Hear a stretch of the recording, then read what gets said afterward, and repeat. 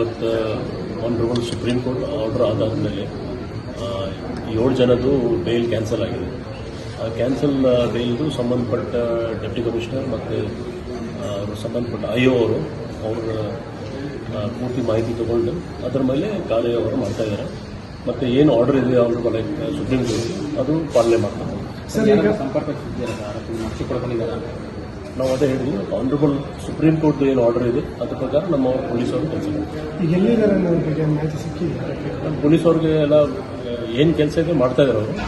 So court ಏನು direction ಇದೆ ಆ ಪ್ರಕಾರ ಮಾಡ್ತಾರೆ. ನಾನು ಅದೇ ಹೇಳಿದ್ದೀನಿ, ಕೋರ್ಟ್ ಆರ್ಡರ್ ಬಂದಿದೆ, ಕೋರ್ಟ್ ಆರ್ಡರ್ ಪ್ರಕಾರ ಕೆಲಸ ಆಗ್ತಾಯಿದೆ. ಸರ್, ಎಷ್ಟು ಜನ ಆರೋಪಿಗಳು ಸರೆಂಡರ್ ಆಗಬೇಕು ಅಂತ ಕೋರ್ಟ್ ಸೂಚನೆ? ಕೋರ್ಟಲ್ಲಿ ಸರೆಂಡರ್ ಆಗಬೇಕು ಅಂತಲ್ಲ, ಬೇಲ್ ಕ್ಯಾನ್ಸಲ್ ಆಗಿದೆ. ಬೇಲ್ ಕ್ಯಾನ್ಸಲ್ ಆದಮೇಲೆ ಏನು ಕ್ರಮ ಜಾರಿ ಮಾಡಬೇಕು ಆ ಪ್ರಕಾರ ನಮ್ಮವರು ಮಾಡ್ತಾರೆ.